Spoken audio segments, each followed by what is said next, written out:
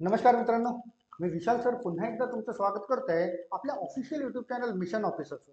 मित्रांनो, नुकतीच 3-4 दिवसापूर्वी IBPS क्लर्कसाठी नोटिफिकेशन जाहीर करण्यात आलं आहे, ज्यामध्ये बँकिंगच्या परीक्षा देणारे जे विद्यार्थी आहेत त्यांच्यासाठी ही आनंदाची बातमी आहे की टोटल पोस्ट ऑल ओव्हर इंडियामध्ये 6128 इतकी डिक्लेअर करण्यात आलेली आहे. आणि शिवाय महाराष्ट्रामध्ये 590, त्या 6128 पैकी 590 जागा क्लर्क या पदासाठी वेगवेगळ्या बँके थ्रू भरण्यात येणार आहे. त्या संबंधित हा जो आपण बघताय हे नोटिफिकेशन, याची सविस्तर आपण चर्चा करूया की ऑनलाईन अर्ज भरण्याची तारीख, शेवटची तारीख कोणती, एलिजिबिलिटी क्रायटेरिया कोणता असायला पाहिजे आणि त्यामध्ये परीक्षा कशा पद्धतीने होणार आहे. तर हा व्हिडिओ संपूर्ण बघा, तुम्हाला पूर्ण माहिती मिळेल की हे जे नोटिफिकेशन आलेले आहे 6128 जागांसाठी, त्याचं थोडं डिटेल चर्चा आपल्याला करायची. चला, इम्पॉर्टंट डेट्स दिलेले आहेत. सर्वात आधी इम्पॉर्टंट डेट्स बघून घ्या. Online registration including edit modification of application by candidates, तर 1/7/2024 पासून तुम्हाला दिसतं इथे 1 तारखेपासून म्हणजे 1 जुलैपासून फॉर्म भरायला सुरुवात झालेली आहे. आणि 1/7/2024 पासून ते 21 जुलै 2024 पर्यंत, म्हणजे असं म्हणायला काही हरकत नाही की शेवटची तारीख फॉर्म भरण्याची, अर्ज करण्याची शेवटची तारीख 21 जुलै आहे. त्यानंतर पेमेंट ऑफ ऍप्लिकेशन फीस जी भरायची आहे त्याच्यासाठी सुद्धा सेम डेट आहे, 1 तारखेपासून 21 जुलै 2024 पर्यंत तुमचा मोड ऑफ पेमेंट कंप्लीट व्हायला पाहिजे. आपण चर्चा कशी करतोय की काय करतोय, हे जे क्लरिकलच्या जागा 6128 आल्या आहेत ऑल ओव्हर इंडियामध्ये आणि महाराष्ट्रामध्ये 590 जागा ज्या भरायच्या आहेत त्याबद्दलची सविस्तर माहिती आपण बघतोय. चला समोर बघूया. Conduct of pre examination. Form भरल्यानंतर कधीतरी कालांतराने तुम्हाला हॉल तिकीट जनरेट होईल. हॉल तिकीटमध्ये तुमची परीक्षा कधी असणार आहे, तर ती परीक्षा 12 ऑगस्ट 2024 ते 17 ऑगस्ट 2024, म्हणजे 12 ऑगस्ट पासून सुरुवात होईल परीक्षेला.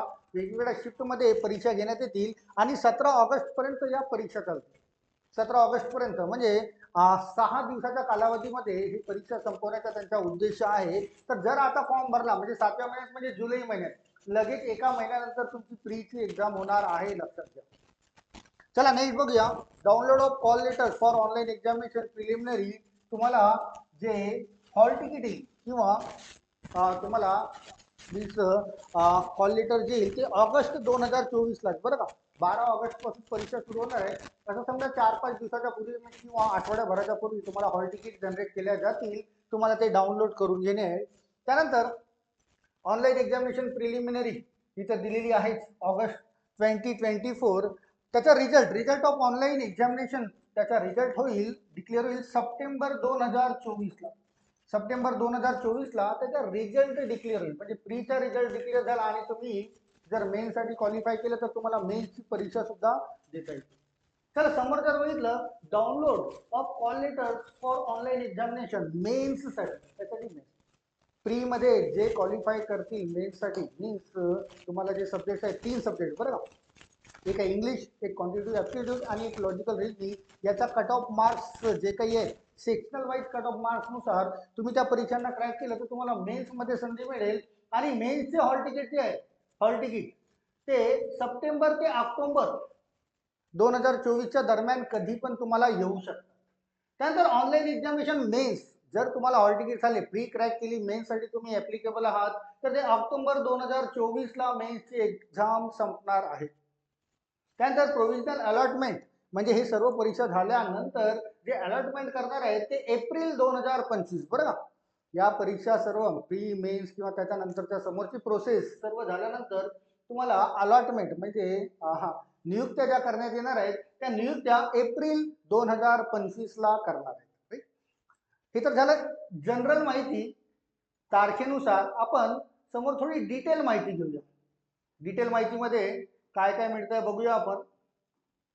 फॉर्म कसा भरायचा आहे, क्रायटेरिया काय, एज लिमिट काय, किंवा एज्युकेशनल क्वालिफिकेशन काय, हे ते इंट्रोडक्शन दिलेलं आहे. तुम्हाला जर PDF पाहिजे असेल तर तुम्ही मला कॉल करून ही PDF तुम्हाला मला सेंड करता येईल, किंवा IBPS गुगलमध्ये सर्च करा आणि या वॅकन्सीनुसार तुम्हाला इथेही PDF मिळेल.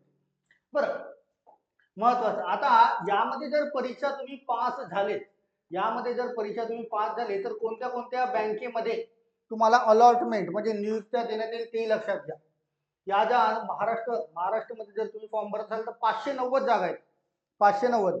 तर त्यामध्ये bank of Baroda, bank of India, bank of Maharashtra, Canara bank, central bank of India, Indian bank, Indian overseas bank, Punjab national bank, Punjab and Sindh bank, UCO bank, union bank of India, या ज्या 6128 टोटल ऑल ओव्हर इंडियामध्ये ज्या जागा झाल्या आहेत, निघाल्या आहेत, त्या कोणत्या बँकेसाठी अलॉटेड आहेत? तर हे जे तुम्हाला नावं दिलेले आहेत या बँकेसाठी त्या जागा भरणे.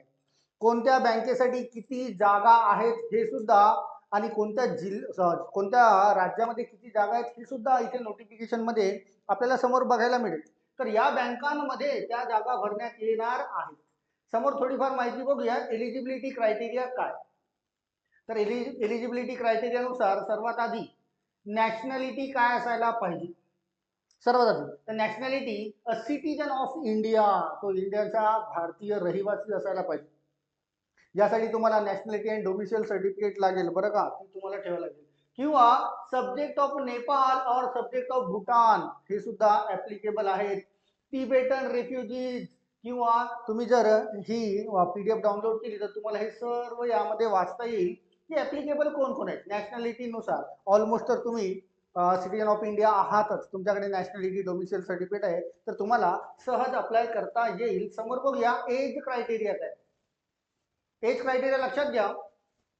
Minimum 20 years and maximum 28 years. तो 20 वर्षाच्या खालील नसावा आणि 28 वर्षाच्या वर नसावा. 20 वर्ष ते 28 वर्षापर्यंत हा एज क्रायटेरिया तुम्हाला दिलेला आहे की a candidate must have been born not earlier than 2/7/1996, 1996, 2 जुलै 1996च्या आधीचा जन्माला नसावा. शिवाय अँड नॉट लेटर दॅन 1/7/2004, की 1 जुलै 2004च्या नंतर जन्माला आलेला नसावा. हा एज क्रायटेरिया. बरं, या एज क्रायटेरियामध्ये रिलॅक्सेशन पण आहे. Relaxation to upper age limit. तर शेड्यूल कास्टसाठी as per rule 5 years means 28 + 5 means 33 years. Other backward classes OBC त्यांसाठी 3 वर्ष 28 + 3. अँड शिवाय सेम पर्सनल विथ डिसेबिलिटीज त्यांच्यासाठी 10 इयर्स मीन्स 28 + 10 38 पर्यंत. एक्स सर्व्हिसमॅन जे असतील ते up to 50 years. Ex serviceman जे असतील त्यांसाठी 50 वर्षापर्यंत मॅक्झिमम मर्यादा दिलेली आहे. शिवाय विडोज, डिवोर्सी वुमेन और woman legally separated from their husband who have still means unmarried means त्यांनी रिमॅरिड नॉट रिमॅरिड केलेलं आहे त्यांसाठी 40 इयर्स पर्यंत. जे विधवा किंवा डिवोर्स झालेले असतील किंवा सेपरेट झालेले असतील आपल्या पतीपासून त्या महिलांसाठी 40 वर्षापर्यंत. शिवाय पर्सन अफेक्टेड बाय 1984 राईट्स नुसार त्यांना 5 इयर्स एक्सटेंडेड करण्यात आले. 28 + 5 33. चला समोर पुन्हा बघूया. आता झाला एज क्रायटेरिया. एज क्रायटेरिया नंतर जे महत्वाचं मिळेल, कारण 76 पेजेसची पीडीएफ आहे, आपल्याला सर्व वाचता येणार नाही. जे महत्वाचं आहे त्याला बघू. बरं, reservation for person with benchmark disability. डिसेबिलिटीसाठी जे काही रिझर्वेशनचे त्यांचे रूल्स आहेत ते सर्व इथे मेन्शन केलेले आहेत. की व्हिज्युअल इम्पेअरमेंट मीन्स ज्यांना त्यांची दृष्टी जे काही असतील, दृष्टी total absence of site, total दृष्टी ज्यांना काही दिसत नाही, त्यानुसार त्यांचे रूल्स इथे दिले आहे. हिअरिंग इम्पेअर्ड मीन्स ज्यांना ऐकायला त्रास होतो असे डिसेबल जे असतील ते. त्यानंतर ऑर्थोपेडिकली चॅलेंज, कुणाचा पाय तुटला असेल, कुणाचा हात तुटला असेल, ऑर्थोपेडिकली चॅलेंज असतील त्यांच्यासाठी हे रूल्स इथे दिलेले आहेत. लेप्रोसी क्युअर्ड पर्सन किंवा पुन्हा इंटेलेक्च्युअल डिसेबिलिटी जर असतील, बौद्धिक जे पातळीवर जे डिसेबल असतील त्यांच्यासाठी रूल्स दिले आहे. मल्टिपल डिसेबिलिटीज साठी काही त्यांचे कंडिशन्स दिलेले. Guideline for person with benchmark disabilities हे सुद्धा त्यांच्यासाठी गाईडलाईन दिलेली आहेत. जे काही रूल्स अँड रेग्युलेशन असतील त्यानुसार हे तुम्हाला पीडीएफ मध्ये वाचता येईल. या सर्वांना आपण डिस्कस करत बसणार नाही. मेन पार्ट काय आहे त्यालाच आपल्याला डिस्कस करायचं. पुन्हा हे इम्पेअर्ड कॅन्डिडेटसाठी काय रूल्स असतील ते. तर हे डिसेबलसाठी त्यांनी हा दिलेला आहे. Definition of ex serviceman. Ex serviceman साठी पण जे काही त्यांचा क्रायटेरिया असेल किंवा जे काही रूल्स असतील ते त्यांनी इथे दिलेले आहेत. कोणी कोणी डिसेबल एक्स सर्व्हिसमॅन असेल, डिसेबल एक्स सर्व्हिसमॅन त्यांच्यासाठी पण काही रूल्स इथे दिलेले आहेत किंवा तो क्रायटेरिया इथे मेन्शन केलेला आहे. चला हे सर्व तुम्हाला वाचता येईल. त्यानंतर इकॉनॉमिकली विकर सेक्शन EWS चे जे कॅन्डिडेट्स असतील त्यांच्यासाठी पण म्हणजे सरकारी योजनेनुसार जे काही रूल्स असतील किंवा हे इथे इथे मेन्शन केलेले आहेत. तुम्ही ही PDF डाउनलोड करून घ्या. नसेल तुमच्याकडे डाउनलोड करता मला एक मेसेज करा, मी तुम्हाला ही PDF पाठवून देईल. त्यानंतर महत्त्वाच्या पार्टला येऊया. दॅट इज एज्युकेशनल क्वालिफिकेशन काय असायला पाहिजे. ॲज ऑन 21 जुलै 2024 मीन्स 21 जुलै पर्यंतचं एज्युकेशन काय असायला पाहिजे, कोण अप्लाय करू शकतात, क्वालिफिकेशन क्रायटेरिया काय. इथे बोलताय a degree means graduation in any discipline from university recognised by the government of India. Government of इंडियाची कुठलीही युनिव्हर्सिटी रेकॉग्नाइज युनिव्हर्सिटी असेल त्यामधून त्यांनी ग्रॅज्युएशन करायला पाहिजे, जे ग्रॅज्युएट झाले असतील कुठल्याही स्ट्रीम मध्ये, बरं का, आर्ट असो, कॉमर्स असो, सायन्स असो किंवा BE ची डिग्री असो, ज्यांच्या एज्युकेशनल क्वालिफिकेशन समोर B डॉट लागलेलं आहे ग्रॅज्युएशन, ते सर्व किंवा त्याच्या वरचे शिक्षित झालेले ते अप्लाय करू शकतात. शिवाय कम्प्युटर लिटरेसी बद्दलही बोलता येतो. कम्प्युटर लिटरेसी की operating and working knowledge in computer system. तुम्हाला नॉलेज पाहिजे, सर्टिफिकेट असायलाच पाहिजे असं गरजेचं नाही, नॉलेज पाहिजे. किंवा समोर पुन्हा बोलता is mandatory that is candidate should have certificate diploma degree in computer operational language, should have studied computer information technology as one of the subject in the high school, college or institute. शाळा, college किंवा कुठल्या इन्स्टिट्यूटमध्ये तुम्ही जर शिकले असाल, कुठला पण एक कोर्स जरी केला असेल ना कम्प्युटरचा, त्याची जी काही छोटी मोठी सर्टिफिकेट असेल ती सुद्धा चालतं. असं गरजेचं नाही की गव्हर्नमेंट रेकग्नाइजचा एखादा कोर्सच तुम्ही केला पाहिजे किंवा MSCIT झाला पाहिजे. MSCIT तुमच्यापैकी भरपूर विद्यार्थ्यांकडे असेलच, ती सुद्धा चालतं. किंवा त्याच्याशिवाय इतर कुठलाही शाळा, कॉलेज किंवा कुठल्याही इन्स्टिट्यूटमध्ये एखादा कुठलाही कम्प्युटरचा कोर्स जरी वर्डचा किंवा कुठलाही DTPचा वगैरे कोर्स केला असेल तो सुद्धा ऍप्लिकेबल आहे. तर कम्प्युटर इन शॉर्ट त्यांचं म्हणणं काय आहे की तुम्हाला कम्प्युटरचं नॉलेज असायला पाहिजे, दॅट्स ऑल, बस. आणि सोबत काय पाहिजे, कुठलीही पदवी म्हणजे कुठलंही ग्रॅज्युएशन आणि कम्प्युटर नॉलेज. तर इथे समोर बोलते proficiency in official language of state or union territory. Candidates should know how to read, write and speak of the official language of the state or United Territory. हे लक्षात घ्या. तुम्ही जर महाराष्ट्रामध्ये फॉर्म टाकताय, महाराष्ट्रामध्ये, तर महाराष्ट्रामध्ये बोलीभाषा जी आहे रिजनल लँग्वेज मराठी, ही तुम्हाला लिहिता आली पाहिजे, वाचता आली पाहिजे, ही त्यांचं कंडिशन आहे. तुम्ही जर तामिळनाडूला फॉर्म टाकता, तर तामिळनाडूची रिजनल लँग्वेज आहे तामिळ, ती तुम्हाला लिहिता आली पाहिजे, वाचता आली पाहिजे, हे यांचं म्हणणं आहे. तर तुम्हाला जी लँग्वेज रिजनल लँग्वेज येत आहे त्या लँग्वेजनुसार तुम्हाला फॉर्म फिलअप करणे. तुम्हाला तामिळ येत नाही तर विनाकारण तामिळनाडूचे पोस्ट घेऊ नका, कारण तुम्हाला त्यांची रिजनल लँग्वेज येत नाही. तुम्हाला मराठी येतं तर महाराष्ट्रामध्ये फॉर्म टाका की तुम्हाला रीड, राईट अँड स्पीक, तुम्हाला लिहिता पण आली पाहिजे, त्यांची रिजनल लँग्वेज वाचता पण आली पाहिजे आणि ती बोलता पण आली पाहिजे. हा सुद्धा क्रायटेरिया इथे दिलेला आहे. चला, एक्स सर्व्हिसमॅन साठी कुठलाच क्रायटेरिया नाही इथे असं बोलतंय. समोर महत्वाचं पुन्हा काही मिळतं का बघूया. कॅल्क्युलेशन पर्सेंटेज वगैरे, हा एक महत्वाचा फंडा लक्षात घ्या. क्रेडिट हिस्ट्री, जर तुम्ही एखाद्या बँकेतून लोन किंवा पर्सनल बँकेतून लोन घेतलं असेल तर आणि ते जर चुकवलं नसेल तर क्रेडिट हिस्ट्री मीन्स तुमचा सिव्हिल स्कोर हा स्टँडर्ड असायला पाहिजे. स्टँडर्ड मीन्स 750च्या वर असायला पाहिजे, हा क्रायटेरिया असा बोलतोय.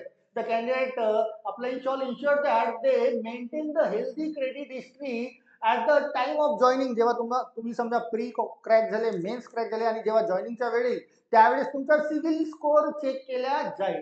Those candidates whose civil status has not been updated before the date of joining have to either get a civil status update. त्यांचं अपडेट नसेल तर त्यांनी अपडेट करून घ्यावे. सिव्हिल स्कोर हा नवीन क्रायटेरिया आलाय बरं का. तुम्ही जर मेन्सची एक्झाम पास झाली आणि जॉईनिंगचा ज्यावेळेस वेळ येईल तुम्हाला तुमचा सिव्हिल स्कोर चेक केला जाईल. आणि तो जर सिव्हिल स्कोर जर वीक असेल म्हणजे 750च्या कमी असेल तर कदाचित तुम्हाला जॉईनिंग मिळणार नाही, असा काहीतरी क्रायटेरिया यांनी दिला. एक नोट पण दिलाय, candidate with no bank account shall not be required to produce the CIBIL status. असे पण काही कॅन्डिडेट असतील ज्यांचं अजूनपर्यंत बँकेमध्ये खातं उघडलेलं नसेल. ज्यांचं बँकेमध्ये खातं उघडलेलं नाहीये त्यासाठी सिव्हिल स्कोर हा मॅन्डेटरी नाही आहे असं तो बोलतोय. तर लक्षात घ्या, सिव्हिल आता जरी खराब असेल आणि त्याला इम्प्रूव्ह करून घ्या, जे काही हप्ते फेडायचे असतील पूर्ण ते फेडून घ्या. सिव्हिल स्कोर 750चा वर तुमचा असायला पाहिजे. चला, application fees and intimation charges काय बोलतोय. तर ऍप्लिकेशन फीस आहे 175 रुपीज. कुणासाठी SC ST PWBD ESM आणि DESM यांच्यासाठी, इन्क्लुसिव्ह ऑफ जीएसटी इन्क्लूड झालेली आहे. शिवाय 850 रुपये ही ऍप्लिकेशन फी कोणासाठी आहे, फॉर ऑल अदर्स, यांच्याशिवाय जे इतर राहिलेले आहेत ओपन ओबीसी किंवा त्यांच्यासाठी ऍप्लिकेशन फी आहे 850 रुपये. समोर bank transaction charge, online payment तुम्हाला करायचं आहे. बरं, स्ट्रक्चर ऑफ एक्झामिनेशन समजून घ्या. परीक्षा कशी होईल, प्रिलिमिनरी एक्झामिनेशन ती राहील तुम्हाला ऑब्जेक्टिव्ह टाईपची. म्हणजे एक क्वेश्चन राहील, त्याला 5 ऑप्शन्स राहतील. यानुसार यामध्ये इंग्लिश लँग्वेज आहे, त्याचा मीडियम राहील इंग्रजीमध्ये, इंग्लिशमध्येच. नंबर ऑफ क्वेश्चन्स आहे 30 प्रश्न, प्रत्येकाला 1 गुण म्हणजे 30 गुण इंग्लिशला प्रोव्हाइड करण्यात आलेले आहेत. त्यानंतर न्यूमरिकल ॲबिलिटी म्हणजे साध्या सोप्या भाषेत रिजनिंग किंवा बुद्धिमत्ता चाचणी असं म्हणता येईल. तर ही सुद्धा 35 प्रश्न आहेत. 35 प्रश्नाला 35 मार्क्स आहेत आणि तुम्हाला 20 मिनिटं प्रत्येक सेक्शनला दिले आहेत. बरं, हा जो स्टार दिसतोय, स्टार मीन्स तुम्ही इंग्लिश लँग्वेज जो आहे तो इंग्रजीमध्येच मीडियम मध्ये राहील, इंग्लिशमध्ये. बट स्टार जो दिसतोय तो तुम्हाला रिजनल लँग्वेज मध्ये पण येईल, मराठीमध्ये पण येईल किंवा हिंदीमध्ये पण येईल. तुम्ही जी रिजनल लँग्वेज सिलेक्ट करणार त्याच्यामध्ये पण येईल. त्यानंतर reasoning ability, numerical ability means maths quantitative aptitude. Reasoning ability म्हणजे बुद्धिमत्ता चाचणी, ही सुद्धा तुम्हाला मराठी, हिंदी, इंग्लिश तिन्ही याच्यामध्ये मिळेल. इथे स्टार दिलेले आहे. 35 क्वेश्चन्स आहेत आणि 35 मार्क्स, आणि यासाठी पण 20 मिनिट्स तुम्हाला दिलेले आहेत. आणि हे लक्षात घ्या, सेक्शनल कट ऑफ्स आहेत. म्हणजे तुम्हाला इंग्रजीमध्ये पण काहीतरी मिनिमम मार्क्स घेऊन पास होणे आहे, न्यूमरिकल ॲबिलिटी मध्ये पण आणि रिजनिंग ॲबिलिटी मध्ये. प्रत्येक तिन्ही सेक्शन मध्ये तुम्हाला जे 20-20 मिनिटं दिलेले आहेत, मिनिमम काहीतरी मार्क्स म्हणजे सेक्शनल कट ऑफ मध्ये घेणे आहे. टोटल 60 मिनिटामध्ये 100 क्वेश्चन्स आहेत आणि 100 मार्क्स तुम्हाला 60 मिनिट 60 मिनिटामध्ये तुम्हाला कव्हर करायचे आहे. चला पुन्हा बघूया काय मिळतंय महत्वाचं.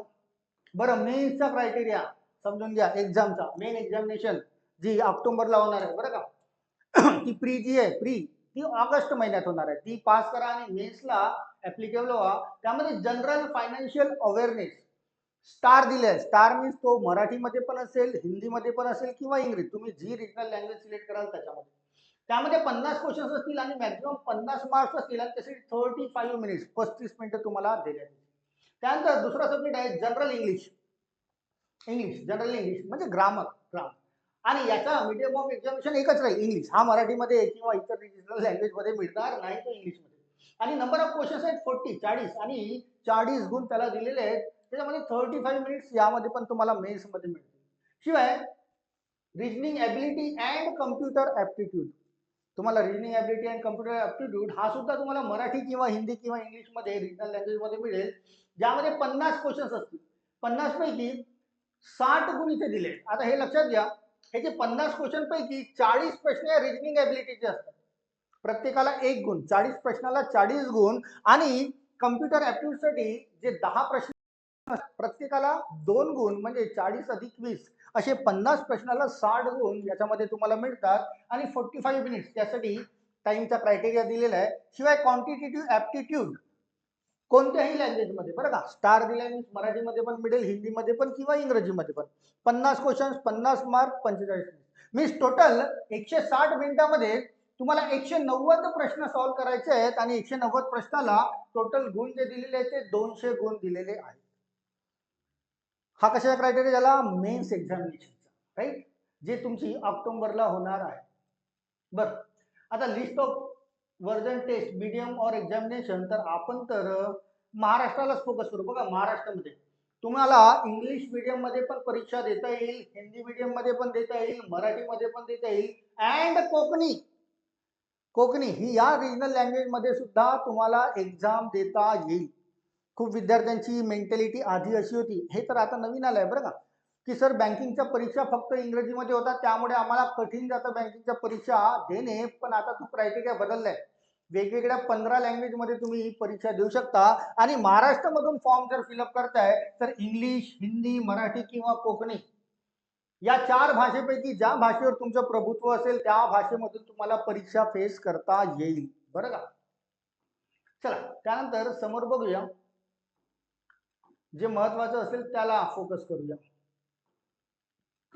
Penalty for wrong answers. Penalty for wrong answers means negative marking. Negative marking किती आहे बघा, 0.25.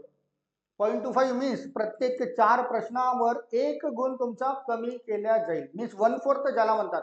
0.25 मीन्स 1/4 निगेटिव्ह मार्किंग. एक प्रश्न जर चुकला तर 1/4 0.25 मार्क्स तुमचे कमी केले जातील. म्हणजे 4 प्रश्न जर चुकले तर तुमचा 1 गुण कमी केला जाईल. त्यामुळे टोले मारण्याचा प्रयत्न इथे बँकिंगच्या परीक्षांमध्ये होत नाही. चला कट ऑफ स्कोर वगैरे आपण तुम्ही त्याच्यामध्ये बघून घ्या. एक्झामिनेशन सेंटर्स, बरं एक्झामिनेशन सेंटर्सला बघूया. खूप सारे एक्झामिनेशन सेंटर्स दिलेले आहेत, बट आपल्याला महाराष्ट्राचे एक्झामिनेशन सेंटर्स बघायचे आहेत तर खाली कुठेतरी असेलच ते. चला बघूया थोडं खाली जाऊन. इतकं सर्व वाचून वेळ वाया घालवण्यापेक्षा जे महत्वाचं आहे त्याला आपल्याला फोकस करायचं आहे. पुन्हा खाली गेलं तर चला आयडेंटिटी व्हेरिफिकेशन, हे तर तुमच्या सर्वांना माहितीच असेल. आयडेंटिटी व्हेरिफिकेशन काय, डॉक्युमेंट्स काय, बायोमेट्रिक काय, हे सर्व तुम्हाला माहिती असेलच. वेगवेगळ्या परीक्षा तुम्ही देत असतात. Instructions for candidates at the exam venue. Instructions पण तुम्हाला माहिती आहे, तुम्हाला सोबत काहीच घेऊन जाता येणार नाही. पेन, पेपर, पाणी वगैरे सर्व तिथेच मिळतं. तुम्ही घडी पण घालून जाऊ शकत नाही. How to apply. अप्लाय कसा करायचा आहे तर अप्लाय फक्त ऑनलाईन मोडमध्ये आहे, बरं का. Candidate can apply online only. तुम्हाला ऑनलाईनच अप्लाय करता येईल. आणि फीज बद्दल, ऍप्लिकेशन फीज बद्दल तर मगाशी आपण डिस्कस केलंच आहे. SC ST साठी 175 अँड अदर साठी 850 रुपये फीस आहे. त्यानंतर चला याला समोर जाऊया.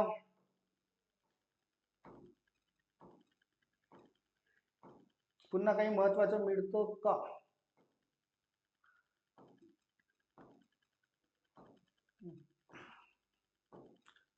काय बोलताय, please note that the particular mentions in the online. चला याला सोडून देऊया. Page number general instructions. General instructions पण तुम्हाला माहिती असतीलच, वाचून घ्या बरं का. PDF ला डाउनलोड करून घ्या आणि जनरल इन्स्ट्रक्शन्स पण वाचून घ्या. आपण जे डिस्कस करू शकतो त्याला शोधूया. Signature in capital letters will not be accepted. जे सिग्नेचर राहील तुमची, तुम्हाला फोटो, सिग्नेचर आणि थंब याला स्कॅन करून तुम्हाला देणे आहे, बट ते सिग्नेचर जी आहे ती कॅपिटल लेटर्स मध्ये करायची नसतं. इथे काय बोलताय, items not allowed in inside the examination hall. तुम्हाला माहिती आहे तुम्ही आतमध्ये काय काय घेऊन जाऊ शकत नाही. मोबाईल घेऊन जाता येत नाही, तुम्ही घडी पण घालून जाऊ शकत नाही. पाण्याची बॉटल सुद्धा तुम्हाला अलाउड नाही आहे. याशिवाय कॅल्क्युलेटर, पेन पण घेऊन जाता येणार नाही. हा काय बोलताय, the public examination prevention of unfair means तुम्ही जर काही गडबड केली परीक्षेमध्ये तर तुम्हाला शिक्षा होऊ शकते, त्याबद्दल दिले आहे. कॉल लेटर्स तुमच्या आले तर centre, venue, address, date, time both online preliminary and mains examination shall be intimated in the respective call letter जे तुम्हाला येईल, जे तुम्ही डाउनलोड कराल त्यामध्ये व्हेन्यू, टायमिंग सर्व मिळणार आहे तुम्हाला. Please note call letter of online examination preliminary exams. चला याला समोर जाऊया. अनाउन्समेंट काय बोलताय, all further announcement details pertaining to this process will only be published provided IBPS authorized. here www.ibps.in यावर जाऊन तुम्हाला सर्व काही मिळेल. डिस्क्लेमर दिलेला आहे ते. चला आता समोर बघूया काय मिळतं. आता इथून महत्वाचं सुरू होतंय बरं का. Vacancies under CRP clerk 14 ended for the year 25-26. तर हे बघा, अंदमान अँड निकोबार बरं का, स्टेट वाईज कुठल्या बँकेमध्ये किती वॅकन्सीज आहेत हे सर्व इथे मेन्शन केले आहे. पण आपल्याला फोकस करायचं आहे फक्त महाराष्ट्र, बरं का. तुम्हाला इतर राज्यामध्ये पण परीक्षा देता येईल, हरकत नाही, पण आपण सर्व राज्याला जर फोकस करत बसू तर भरपूर वेळ जाईल. आपण फक्त महाराष्ट्र बद्दलच कोणत्या बँकेत किती जागा आहेत त्याला फोकस करूया. चला हे चंदीगड दिलेलं आहे, हे छत्तीसगड आहे, त्यानंतर खाली जर गेलं दादरा नगर हवेली, दिल्लीचे तुम्हाला दिलेले आहेत. त्यानंतर गोवा नंतर गुजरात नंतर हरियाणा नंतर हिमाचल प्रदेश, जम्मू अँड काश्मीर, झारखंड, कर्नाटक, त्यानंतर केरला, नंतर लडाख, लक्षद्वीप, महाराष्ट्र पण आता लवकर येईलच, मध्य प्रदेशच्या नंतर येईल महाराष्ट्र. तर हे महाराष्ट्रामध्ये बघा कोणत्या बँकेमध्ये किती जागा आहेत आणि कोणत्या कॅटेगरीसाठी आहेत हे सर्व मेन्शन केलेले आहे. महाराष्ट्र बँकचे नाव bank of Baroda. Bank of बडोदामध्ये एनआर दिसते, म्हणजे बँक ऑफ बडोदामध्ये महाराष्ट्रासाठी कुठलीही जागा नाही. बँक ऑफ बडोदा सर्व नील दाखवलेलं आहे, त्यामुळे कुठलीच जागा त्यामध्ये नाही. त्याशिवाय इतर बँक बघा. बँक ऑफ इंडिया बघा. बँक ऑफ इंडियामध्ये 10 जागा एससी साठी आहेत, 9 जागा एसटी साठी आहेत, 28 जागा ओबीसी, 10 जागा ईडब्ल्यूएस, 49 जनरल, टोटल 106 जागा. टोटल 106 जागा बँक ऑफ इंडियाचे महाराष्ट्रात भरण्यात येणार. त्यानंतर बँक ऑफ महाराष्ट्र एनआर दिसतोय, म्हणजे काहीच जागा नाही. त्यानंतर कॅनरा बँक बघा. कॅनरा बँक हे सुद्धा 0 दिलेलं आहे. सेंट्रल बँक ऑफ इंडियामध्ये 35 जागा एससी साठी, 31 जागा एसटी साठी, 95 जागा ओबीसी ईडब्ल्यूएस साठी, 35, 156 जनरल साठी, म्हणजे टोटल 352 जागा बँक ऑफ इंडियाच्या सेंट्रल बँक ऑफ इंडिया. त्यानंतर इंडियन बँक मध्ये काहीच नाही. इंडियन ओव्हरसीज बँक मध्ये 2 जागा, 2 अशा टोटल 4च जागा. पंजाब नॅशनल बँकला बघा 11 जागा एससी साठी, एसटी साठी 9, 29, 11, 50, टोटल 110 जागा. पंजाब सिंध बँक मध्ये 2, 1, 4, 1, 10, टोटल 18 जागा. आणि युको आणि युनियन बँक ऑफ इंडिया साठी काहीच मेन्शन केले नाही. तर टोटल एससी साठी आहे तर 60 जागा महाराष्ट्रात, बरं का. एससी कॅटेगरीसाठी 60 जागा, एसटी साठी आहे टोटल 50 जागा, ओबीसी साठी आहेत 158 जागा, ईडब्ल्यूएस साठी आहे 57 जागा आणि जनरल साठी टोटल 265 जागा. अशा मिळून टोटल 590 जागा या महाराष्ट्रातून भरण्यात येणार आहेत. तर मित्रांनो 590 जागा काही कमी होत नाही. क्लरिकलच्या पोस्टसाठी तुम्हाला अप्लाय करता येईल. राईट. तर महत्वाचं जे होतं 76 पेजेसची ही पीडीएफ आहे. आपण 76 पेजेस सर्व वाचून दाखवणार नाही.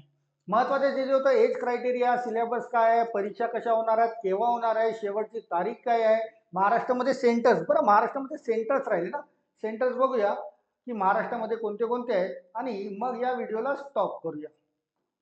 चला खाली जर गेलं तर आता इथून कदाचित सेंटर्सची तयारी येईल. चला हे बघा, examination centres preliminary and main examination साठी. तर आपण पुन्हा महाराष्ट्राला फोकस करूया, बरं का. आपण पुन्हा महाराष्ट्राला फोकस करूया की महाराष्ट्रामध्ये कोणते कोणते सेंटर्स दिलेले आहेत. तर इथे दिसतोय महाराष्ट्र. त्यासाठी सर्वात पहिलं सेंटर बघा अमरावती. तुम्ही अमरावतीच्या जवळपास राहत असाल, अमरावती. छत्रपती संभाजी नगर म्हणजेच औरंगाबाद मध्ये राहत असाल तर औरंगाबाद सेंटर तुम्ही टाका. चंद्रपूर, जळगाव, कोल्हापूर, लातूर, मुंबई, ठाणे, नवी मुंबई, MMR, नागपूर, नांदेड, नाशिक, पुणे आणि सोलापूर. महाराष्ट्रामध्ये इतके सारे सेंटर्स आहेत. तुम्ही ज्या शहराच्या जवळपास राहत असाल तुम्हाला ते सेंटर इथे टाकते. हे तर झाले प्री साठी. मेन्स साठी इकडे सेंटर बघा, हे मेन्स साठी इकडचे. जर तुम्ही प्री क्रॅक केली, मेन्स मध्ये पोहोचले तर छत्रपती संभाजीनगर मेन्स साठी सेंटर आहे. त्यानंतर मुंबई, ठाणे, नवी मुंबई, MMR, नागपूर, पुणे, हे मेन्स साठी इतके सेंटर्स प्रोव्हाइड करण्यात आलेले आहेत. तुम्ही ज्या सेंटर किंवा ज्या जिल्ह्याच्या जवळपास राहत असाल ते सेंटर तुम्हाला टाकते. राईट. तर मित्रांनो हे एक मी तुम्हाला माहिती दिली आहे, बरं का, की या नवीन 6128 जागा ज्या ऑल ओव्हर इंडियामध्ये आल्या आहेत, तुम्ही महाराष्ट्रच नाही इतर स्टेटमध्ये सुद्धा अप्लाय करू शकता. पण आपण राहतो महाराष्ट्रात, त्यामुळे महाराष्ट्रासाठी आणि मराठीचा व्हिडिओ तयार करताय. 590 जागा आहेत टोटल. IBPS क्लर्कच्या बँकिंगमध्ये नोकरी मिळाली इट मीन्स खूप चांगलं भाग्य असतं, बरं का. पण त्यासाठी मेहनत सुद्धा खूप करावी लागते. राईट. तर ही माहिती मी तुम्हाला प्रोव्हाइड केलेली आहे आणि ही माहिती जर तुमच्यापर्यंत पोहोचली असेल आणि तुम्ही इच्छुक असाल बँकिंगच्या परीक्षा देण्यासाठी तर डेफिनेटली अर्ज सादर करा. 21 जुलै शेवटची तारीख आहे. 1 तारखेपासून अर्जाला सुरुवात झालेली आहे. आजची 4 तारीख आलेली आहे, म्हणजे 21 जुलैपर्यंत तुम्हाला अर्ज करता येईल. आणि अर्ज केल्यानंतर प्री आणि मेन्स यांची व्यवस्थित तयारी करा. तर आणि जर तयारी चांगली असेल तर डेफिनेटली प्रीला क्रॅक करून मेन्सला पण क्रॅक करता येईल आणि तुम्हाला सहज या क्लर्कची नोकरी तुम्हाला मिळवता येईल.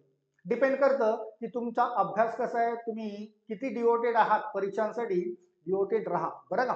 आणि माझ्या शुभेच्छा तर मी नेहमी तुमच्यासोबत ठेवणारच. माझ्या शुभेच्छा नेहमीच राहतील तुमच्यासोबत की तुम्ही समोर या 2024 संपण्याच्या पूर्वी कुठेतरी सरकारी नोकरी तुम्हाला मिळाली पाहिजे. राईट. तर हे माहितीपत्र म्हणजे हे जे बँकिंग IBPSचे क्लर्कची जी माहिती नोटिफिकेशन जी आली होती ती आपण डिस्कस केली. मी तुम्हाला समजावून सांगितली आहे की फॉर्म कसा भरायचा असतो. शिवाय फोटो, सिग्नेचर आणि थंब इम्प्रेशन याला सुद्धा स्कॅन करावा लागतो. तुमचा फोटो जो आहे तो 20 ते 50 MBच्या मध्ये असायला पाहिजे. तुमची सिग्नेचर जी आहे ती 10 ते 20च्या MBच्या मध्ये असायला पाहिजे आणि थंब सुद्धा 20 ते 50 MBच्या मध्ये असायला पाहिजे. हे सर्व तुम्हाला स्कॅन करून फॉर्म भरावा लागतो. जिथे ऑनलाईन अप्लिकेशन सेंटर असेल ना, जिथे फॉर्म भरले जातात तिथे जाऊन तुम्ही फॉर्म भरा, म्हणजे फॉर्म चुकणार नाही. आणि फॉर्म चुकायला नको याची दक्षता पण घ्या. तुमच्या नावाची स्पेलिंग, आडनावाची स्पेलिंग, वडिलांच्या नावाची स्पेलिंग, तुमचे DOB डेट ऑफ बर्थ किंवा हे सर्व व्यवस्थित असायला पाहिजे. राईट. तर मित्रांनो, जर ग्रॅज्युएशन झालं असेल तर नक्कीच ट्राय करून बघा बरं का. ॲटलिस्ट ज्यांनी कधीच बँकिंगच्या परीक्षा दिल्या नाही त्यांनी ॲटलिस्ट एकदा ट्राय तर करून बघा की ऑनलाईन परीक्षा सेक्शन वाईज कट ऑफ 20-20 मिनिटामध्ये कसे 35-35 प्रश्न तुम्हाला येतात आणि कसे सॉल्व्ह करावे लागतात. प्रश्नांची लेंथ काय असेल, किती किचकटपणा असेल, काठिण्य पातळी किती असेल किंवा तुम्हाला त्यांच्यापैकी किती सॉल्व्ह करता येतं हा तुम्हाला अंदाज आहे. राईट. तर हे जे अनेक्चर किंवा ही जी माहिती आहे, हे जे नोटिफिकेशन आहे, हे जे मी तुम्हाला सांगण्याचा प्रयत्न केलाय, या व्हिडिओला मी सध्याचं तात्पुरतं इथे स्टॉप करतोय आणि पुन्हा नवीन कुठली तरी माहिती, अपडेटेड माहिती घेऊन पुन्हा तुमची भेट करेल. Till then all of you, thank you so much. Thank you.